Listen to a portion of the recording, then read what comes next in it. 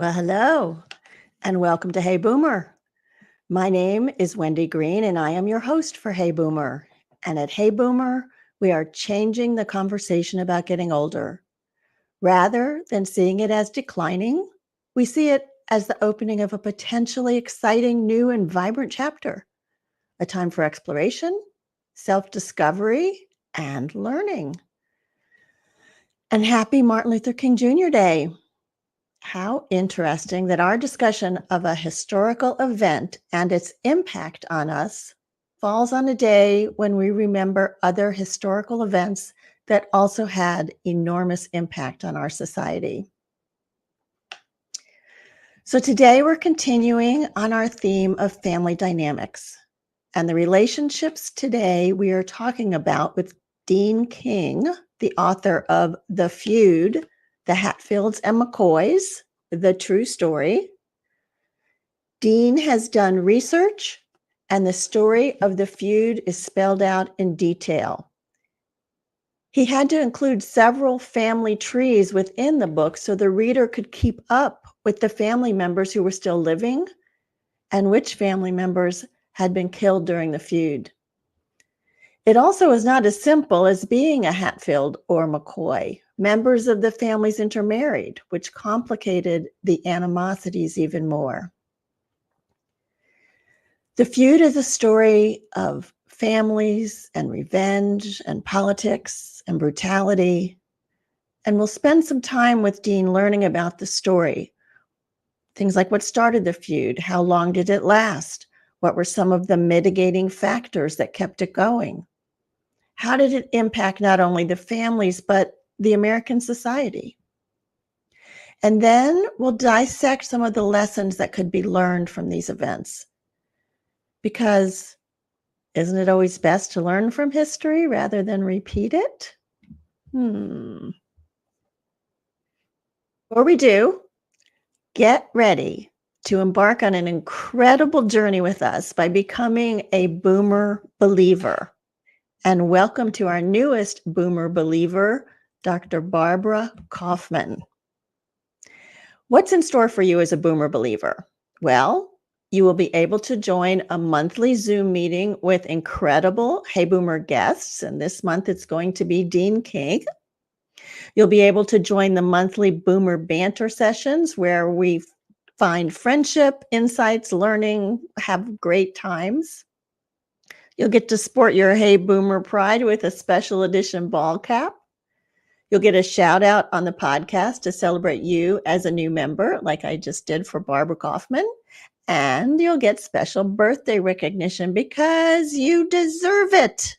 So mark your calendars for the inaugural Boomer Believer event on January 30th at 6 p.m. Eastern Time, where we'll get to talk and ask questions and learn from Dean King about the Hatfields and McCoys. Join us as a Boomer Believer for just $25 a month. And you can sign up for this first one if you want to talk to Dean. And if you decide you don't want to continue, there's no obligation. So don't miss out on this unique opportunity to connect, engage, and learn with and support the Hey Boomer community. All right. You ready to meet Dean? Hi, Dean. Hi, Wendy. Thank you so much for joining us today. It's great to be here. Love to talk about history. I know. I'm excited about what we're going to talk about. Let me do a brief introduction and then we'll jump right in. So Dean King is an award-winning author of 10 nonfiction books. Dean relishes the adventure involved in making history come to life, while at the same time diligently searching out the truth and turning up new historical detail. While researching his national bestseller, Skeletons on the Sahara, he crossed the Sahara on camels and in Land Rovers. He trekked the Long March Trail in the snowy mountains of Western China while researching Unbound, and was shot at in Appalachia while writing The Feud. For his most recent book, Guardians of the Valley, Dean traveled to John Muir's boyhood homes in Dunbar, Scotland, and rural Wisconsin, and spent months roaming Yosemite National Park and the Sierra Nevada. That sounds amazing, Dean. I would have loved to be out there in Yosemite and learning all that. But I want to jump right in. Okay, you ready? Ready to go.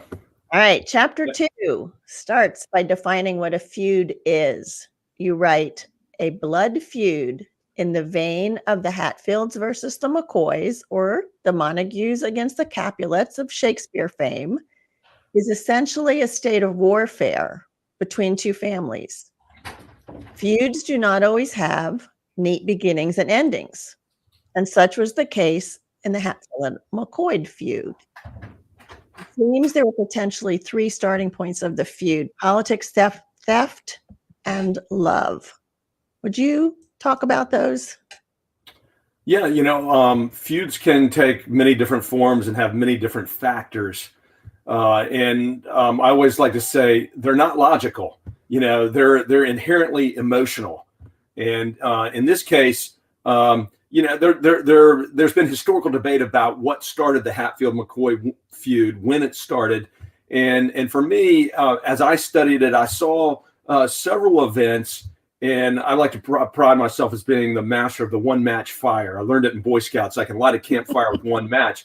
But I think this fire, the metaphorical fire of the feud, was lit from 3 different spots. You can still do it with one match, but you don't just light one spot.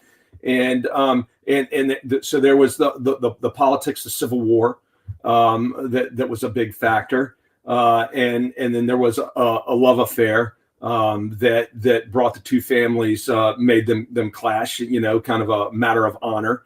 And then there was shooting and murder that also was a part of it.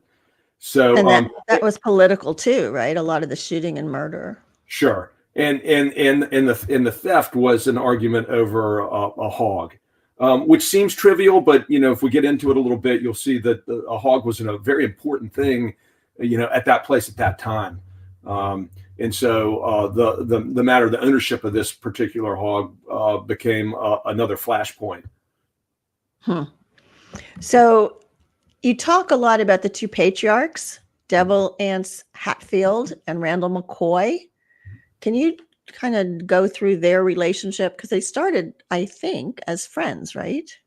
Yeah, and one of the fascinating aspects of this feud, I think, is that in 1848, we're talking about the Tug River Valley, which straddles the West Virginia-Kentucky border. At the time, it was Virginia and Kentucky, and then that part of Virginia would secede from Virginia during the Civil War and become West Virginia.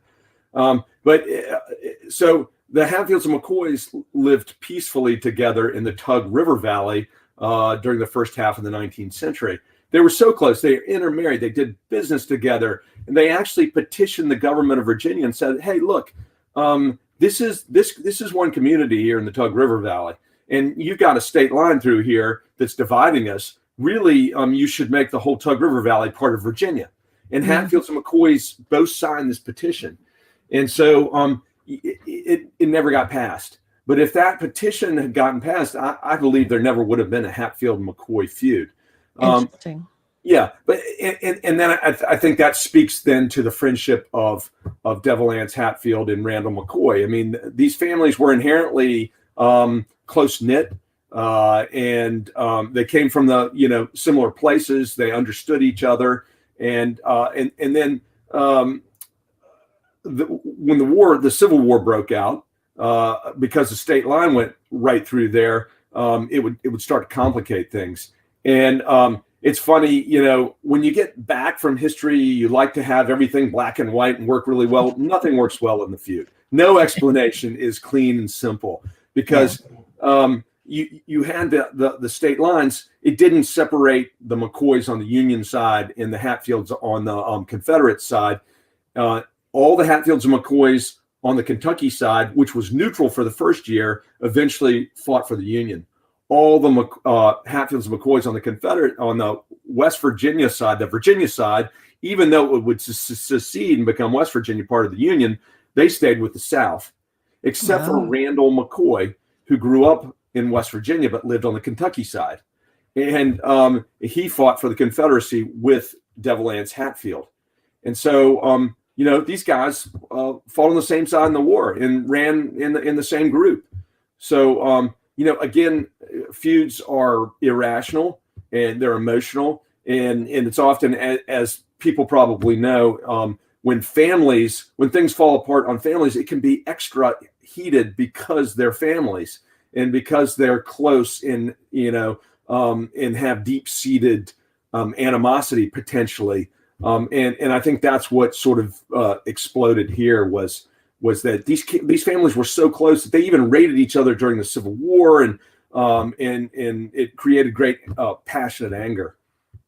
So if they were so close, what happened? And if they fought on the same side, what happened? Well, Randall fought on the same side with Devil Anse, but one of his brothers fought for the Union, and the Hatfields came across into Kentucky at the end of the war and killed that brother, Harmon McCoy, and so that of course would create some issues for Randall, though nothing happened immediately, and that's part of why there's questions as to, was that the beginning of the feud? Well, there wasn't an immediate follow-up to that, and also brings me back to my sort of three flame beginnings of a fire. That was one, but also typical with feuds is there's not necessarily an immediate reaction. Frequently, what will happen is that an event will take place, maybe a family's honor is affected, and it will be the sons or the sons and daughters of that family who will later attack back to try to regain their honor. And so it may take years for them to grow up. And this feud took place over a period from the Civil War to 1890 and a little beyond, but there was a major event in 1890 that effectively ended the feud. But, so you had several generations affected, and many different reasons for being a part of it or not, and today you have a similar effect. You still have some animosity there, but you have Hatfields and McCoys who are marrying now as they married back then during the feud, because they were big families and they had different feelings and goals, and so it's very complex. That came out really clearly in your explanation about how the sons of Harmon McCoy and then the sons of Devil Anse Hatfield, started to protect their own pride and their family, but there was also big flashpoints at the election gatherings. Can you talk about what brought those on? Yes, and I want to mention one thing before we move on, apropos of that last question, was that one thing I discovered that had been unknown, in my research, was that Randall McCoy's son Jim worked in Devil Anse's moonshining operation, and told a newspaper reporter, a New York newspaper reporter, that back in the day it got run in a big section of the newspaper, but then had been basically lost to history. So again, that complexity here, for your question, here's a son that was working, one of Randall's sons working for Devil Anse. And then you have a series of events. So, West Virginia, this part of Kentucky, are very hilly, very remote, beautiful places, but, a lot of verticality and hard scrabble land, hard to work. There's coal there. There's and people were scratching a living out of farming and hunting. But so it was election day that brought them out of the mountains from their pretty much full-time work to do pretty much everything else, which was to socialize, to court, to elect officials, and to celebrate. Also, when the celebration carried on too long, there was drunkenness, there was fighting, and so you got the full gamut of human activity right there in one day. And they would cross over, right? So like the election might have been in Kentucky, but the Hatfields from West Virginia would still come over for that election day. Isn't that That's right? right. Yeah, and there again, it really was kind of one big community. There was Devil Anse Hatfield on the West Virginia side, and there was Preacher Anse Hatfield on the Kentucky side. He had kin there, right where the elections took place. So they wanted to visit. It was natural. Some would say that the Hatfields came over to intimidate the McCoys at times, and though they couldn't vote in Kentucky, to influence the vote. But as the animosity heated up. But in one case, you had Devil Anse's son, Johnsey, who saw one of Randall McCoy's daughters, who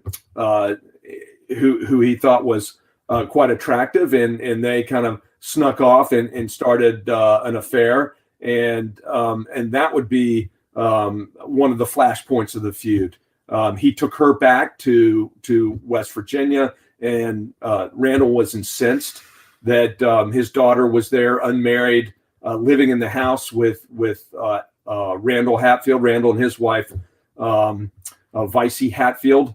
And so, that was one incident. A little later, a couple of years later, there was an argument over an unpaid debt, and three McCoy sons who were angry over what had happened with their sister, with Johnsey Hatfield, then picked a fight with Elias Hatfield.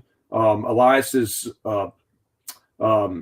brother, a Civil War hero, stepped up. Ellison stepped in and sort of took up the fight for him, and ended up fighting the three McCoy boys, who stabbed him multiple times and eventually shot him.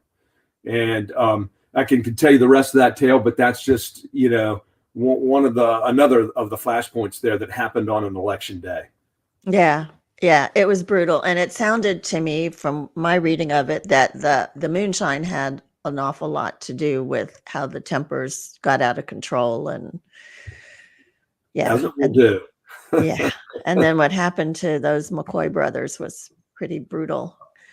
So that takes me to this next question, though, where the book does seem to portray the revenge killings by the Hatfields to be much more brutal and grievous than the McCoys. Hence the killing of the McCoy brothers, and the ambush on Randall's family, and the killing of his daughter and son, and the beating of his wife. Is that true? And if that's true, where was the law in all of this? Yeah, I think the incident where the McCoys stabbed Ellison Hatfield so many times was more the anomaly. I mean, that of course was a violent, awful event, but the Hatfields generally had the upper hand. They had a little more wealth and a little more firepower. And again, where we would love for the lines to be very cleanly drawn. Devil Anse Hatfield had a timber operation, and he had McCoys working for him. And so sometimes McCoys were doing his biting, which would make the McCoys very upset and angry about that their own family members were on the other side. But this was a very remote area. It still is very remote. But back in that day, there weren't state troopers who would come in. They had justices of the peace who were elected, and Preacher Anse Hatfield was one of those justices of the peace on the Kentucky side. And there was a Hatfield who was the justice of the peace on the West Virginia side. So you can see these two families had a lot of power in the area. They also had political power. They could swing the polls for a governor. So no governor is going to send somebody down there to fight against his people, even if they're doing maybe something bad in Kentucky. They're not going to send a law enforcement down there to try to rectify that situation, because it's a no-win situation for them. There just wasn't, because it was so remote, there wasn't any law enforcement. So these people, they were frontiersmen and women, and they grew up there. They were self-reliant. They knew how to stick up for themselves. They had very strong feelings, and they were courageous and weren't afraid to defend themselves. So why do you think this got picked up by like news in New York and became like a national story. And eventually the bounty hunters came in. Yeah. Well, it was even an international story. At the same time, during this period, you had Jack the Ripper committing his murders in London. And you'll see some international papers where there's a Jack the Ripper headline and a Hatfield McCoy headline. And I think it played well to the international press, who could go, that's what an American is. These hill people living, they were very distinctive, and, making moonshine and shooting. It was easy to characterize them that way. And unfair, of course. The New York media did nothing to mitigate that. They went in there and played that up because it made big headlines. It brought in readers, and really, a watershed moment was when the Hatfields decided. The McCoys, Randall McCoy, had gone to a cousin of his, and a guy named Perry Klein, who was an attorney in Pikeville, Kentucky, and told him what was going on. And Perry Klein had an altercation with Devil Anse Hatfield already over some property that he owned, that he had inherited in his family, that Devil Anse managed to take away. So he was very prone to sticking up for the McCoys and to fighting for them. And the Hatfields thought, boy, they're going to bring the law down on us. This is going to be a problem. We need to end this feud right now. Let's go get Randall. And so they sent a group over on New Year's Day in 1890 and attacked the house, burned it, and during the shooting killed Alifair, one of Randall and Sally McCoy's daughters. And that made big headlines. Before it was men shooting at each other. It wasn't that uncommon in the day. You had the Wild West going on, and shootouts and feuds in the Appalachians, some more bloody than this one. But once an innocent young woman was killed, it became sort of a different beast. And the New York City papers sent reporters in there, and they were very talented reporters. They went in there and they really reported deeply and produced some of our best raw material. Yet it was also, stigmatized the families in the area. And the people in West Virginia and Kentucky are rightly still angry about the condescending nature of some of these reports. Yet it is some of the most accurate reporting in terms of the action that we have. Mm-hmm. Interesting. So are they, well, let me see, before we get to that, I want to, I'm going to take us into the present, but I want to do a little quick word from our sponsor, Road Scholar, who offers amazing travel experiences for boomers and beyond, as well as grandparent and grandchild trips, which I have been on a few. Altogether, I've been on 4 Road Scholar trips in the past 2 years, and each one has been exceptional. Road Scholar has trips to all 50 states and over 100 countries, and you can find them at ROAD scholar.org/heyboomer. Here it is, ROADscholar.org/heyboomer. So please go and support our sponsor and love your travel with Road Scholar. Okay, so I want to bring us now a little bit more into the present, Dean. So the feud unofficially ended around 1890 with a hanging. Is that right? That's correct. Can you tell us about that? Yeah, at that time, you got to remember, this is the Reconstruction has ended in the South after the Civil War.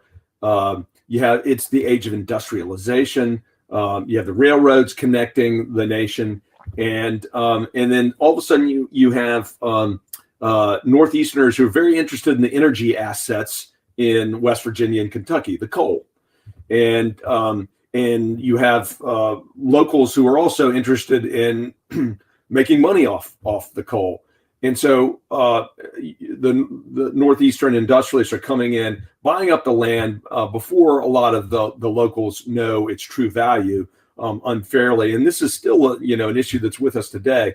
But locals also knew that these guys weren't going to be able to come in and extract that coal Cole, if they believed that it was a lawless place, that murder was going on, and that there was havoc and chaos. And so they wanted to end the feud. And so because of there had been raids back and forth across the West Virginia-Kentucky line, Perry Klein had gone and gotten a Kentucky governor to come and get involved. The West Virginia governor had gotten involved. They both sent militias down to the area, nearly had a border war between two, states that were on opposite sides in the Civil War. And so it could have potentially reignited the Civil War right there. There were political reasons for this not being straightened out. And so you would have a posse go over, a Kentucky posse came over into West Virginia and raided and killed somebody, and, back and forth. And so it was basically a mess. So really there was arrests of some Hatfields. One of them was made a sacrificial lamb. He was convicted of the killing of Alifair in that house raid, and he, they put up gallows. There were supposed to be no more public hangings at this time.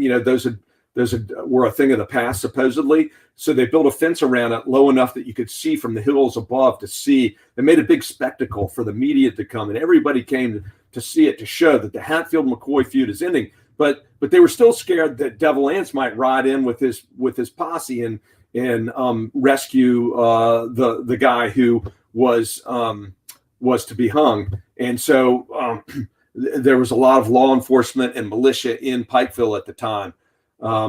But so that was he did not do that. There was the hanging, and that pretty much ended the feud. Though there would still be tit for tat, and the feelings never went away, and that has sort of continued on to this day. Well, and you mentioned that continuing on to this day, there is actually a reality show out now, right? Called the Hatfields and McCoys Forever Feuding. That's right. The real Hatfields McCoys Forever Feud. Are they still feuding? They are, in a different way. It's more economic today, and whereas it was very male driven back then, you have women who are big players in the sort of hostilities now, and so there are McCoys who are in the first season of this follow doc, we call it, where you're following real people. It is Courtney McCoy setting up a restaurant and hospitality site to attract ATV riders who ride on the Hatfield McCoy trails. Tourism's very big there now. But she's actually in Logan, West Virginia, which is traditionally Hatfield country, and very close to where a big group of Hatfields who also cater to the ATV trails are. And so, it is set up some ill feelings. They're still making spirits. They're starting hospitality, another hotel. The Hatfields are starting a hotel, and you have these bitter feelings. These are ambitious, smart people. They're in this incredible environment, and it's actually very fun to see them sort of try to outwit each other. That's what they're doing now. There's no shootings now. They're just trying to outmaneuver so that they can run each other out of business. Pretty much, yeah. They're still heavily armed, but they're still intermarrying. In the first season, there's a marriage between the Hatfield and McCoy, and there's some bitterness over the fact that the wedding takes place at the McCoy's place and not the Hatfield site. And so they still compete when they're out hunting. If you tune into the second season, which will be out this spring on Fox Nation, you'll see that there's a competition on who can kill the biggest buck, and there's a bet. And so a lot of the things that you would have seen back in the day have not changed. They're still very rural. They're still very much attached to the land. They're still very proud. They're still very armed. I should say that there was an official peace treaty that was signed between the Hatfields and McCoys. So that's one thing that has changed. Yeah. And your role in this ongoing series on Fox Nation, what is that? I'm actually a producer and an on-air historian.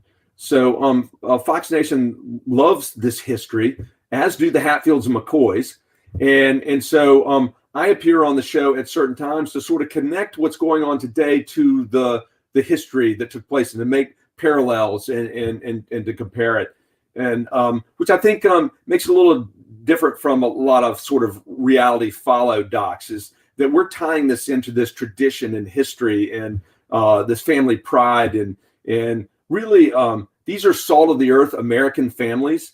I think there's a lot to be learned from studying them, actually. Oh, yeah. So as a historian, Dean, you research to uncover the complete history of events, and it still feels like we don't always use that information to learn from history. We still have some of the same emotional traits that got us into trouble in the first place. You know, you have the love and the hate side of things, the revenge, the ambition, power, greed. So why do you think it's important to study history? Yeah, you know those long term those kinds of emotions and human traits are not going to go away. You know they're here for the long term, but I do think it's important to study history to try not to do some of the wrong things we did before that led us down a bad path, and also to analyze what goes on and determine what's right and wrong and who's right and wrong and that sort of thing. So history is important. I think we do still analyze aspects of history and come up with lessons that we can take away. There are plenty of lessons to be learned from this feud, and then one of which is that emotions can get the better of us, and if you have conflict, it's always better to step back and to give it some thought and to try to discuss and talk through something when emotions aren't so hot. And that's a big initial lesson. Yeah. And so with that in mind, I mean, how did they even get to the place where they were able to sign a peace treaty? There had to be some of that kind of conversation you're talking about. Well, again, I mentioned that these are salt of the earth families who give a higher proportion of their families to the military and than a lot of areas. And when the Gulf Wars were happening, you had Hatfields McCoys who were there, fighting the war, and the Hatfields McCoys came together and said, "Look, after 9/11, we want to show that." Even though the Hatfields and McCoys, have their differences that are feuding, if you attack America, we're coming together. You're fighting both of us. We're going to be side by side, and I think they felt that, and they partly felt they needed to do that to support their family members who were all fighting the war, to show this kind of support. And so that big event brought them together to sign this peace treaty. Okay, that's interesting. I didn't know that. So once the war was over, they went back to, now they've got to defend their own families and keep the feud going. I'm not sure that ever went away, but the hostility that had been generated from actual murders and betrayals of all sorts back then, they wanted to bury that hatchet.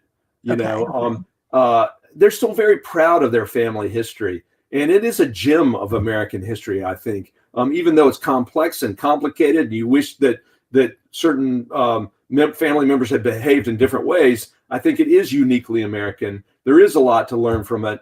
I think you can see these aspects of their self-reliance and their strong feelings and their desire to stand up for themselves and speak out are all very American type behaviors. And again, it's something we can look at and go, okay, for better and for worse. It makes us strong people, and we believe what we believe in. We believe, in right, and that we're right. But we should also look on the other side and say, are we sometimes, our feelings too strong? And should we learn to compromise in certain situations? And should we put our emotions aside and try to talk through things? And it doesn't always work. I think that the next thing you got to learn is that if you can't do it on your own, you need to go get some help. You need to go find the counselors or the moderators in the law. And that even went on back in the day. Devil Anse would go to the law and try to get in the courtroom, and so did Randall McCoy. So these two patriarchs understood that. Again, we've reduced this, and I think those New York reporters did us a disservice when they said these were toothless moonshine and hillbillies. Mm-hmm. These were intelligent people, and they were sophisticated in their own way, and they were ambitious. They had logging businesses, and they were creating timber that rebuilt the nation after the war, and so they did work the system when it worked for them often, and when it didn't, they unfortunately sometimes took law into their own hands. Yeah, but it also seemed like towards the end of your book, you were talking about several of these people. I'm looking at your thing now, your get a family chart, but several of them towards the end seem to start to step back from the violence and the shootings and start to think there was a better way. Devil Anse was one, and one of his sons, Cap, wasn't it? Yep. Who became an attorney. Devil Anse was born again. One of his grandsons would become the governor of the state of West Virginia. Yeah. Again, that disservice. These were intelligent, ambitious people, and they had means and the ability to advance themselves. And I think all Americans can identify with that. We're a nation of immigrants who came here largely to rebuild their lives from someplace where they weren't doing as well, and they were eager to improve themselves. And I think that spirit has always been with us. Yeah, I agree. So as we said earlier, one of the takeaways from the book was the moonshine that showed up during the elections, and moonshine and guns don't mix. But seriously, when you think about 2 to 3 lessons that can be learned from the feud, besides the ones that you've just mentioned, are there a couple more that you think, between families, and you've talked about as Americans, but what about within families and between families? Well, I think one thing we don't see enough of is an act of generosity of in the feud, so much of somebody saying, okay, you did this, but let's we're gonna take that, but let's move on in a positive way. And I think it almost takes more courage to turn the other cheek. And you might be accused by your family of being soft, or but and it's more rare. I think we need more of that. We could, and that could have ended the hostilities sooner. I think that we should also think about the long term. If we can commit a violent act, the long term repercussions of that can go on for generations, and that's the nature of the feud too. That the initial act is forgotten almost, but the families know they hate each other. They've been trained to hate each other. And so there's no way to resolve it anymore, only because it all you've got is this passed down conflict and hatred, as opposed to a real reason, something that you could actually sit down and go, well, here's what happened, here's what went wrong, and apologies or whatever. So I think those are some lessons. The idea that bitterness and anger can be passed down to the next generation very easily. Our children pick up on things. If aunts and uncles are not, brothers and sisters aren't getting along together, they know their aunts and uncles, and that it brings divisions to families that we have a hard time healing. It just gets harder and harder. We do. And I think it's interesting if you can ever sit down with people that you feel like you have everything you disagree about, you find out that there really are things that you can agree on, like you love your own children. Well, so do I. And you like good food. Well, so do I. So instead of only looking at all of the things that we disagree about, what if we can find a few things that we can agree on and start from there. I don't know. I agree. You know, in the case of the feud, each family has its own history. And because some of it was what was going on was not legal, it was whispered and it wasn't said out loud, and it's sort of passed down, and you'll get different versions of each event from each family. And I experienced that when I tried to reconcile them in the book. I tried to look at, okay, here are all the possibilities. Here's what these guys said. Here's what these guys said. And I tried to bring those together and look at the evidence and come up with what I thought was the clearest, true history to the story. But it ultimately wasn't something that could please both sides all the time. Yeah, well, the book was intense and so much detail. I don't know how you kept track of everybody. I really had to take my time keeping track of everybody. But it's called The Feud, The Hatfields and McCoys, The True Story by Dean King. If you are interested in history and what went on during that feud, I highly recommend this book. And you will need all of those family charts in there to keep track of who's who. If you'd like to connect with Dean, you can check out his website, which is deanhking.com. There you'll see all of his books that he's written. And you can also email him at deanhking@gmail.com. So let him know what you thought about this story and other questions. And you can certainly join us on the 30th, January 30th, as a Boomer Believer, and talk to Dean one-on-one within our Zoom meeting. So that will be, go to buymeacoffee.com/heyboomer0413 and come and talk with Dean and me. And I love it when I hear your comments too.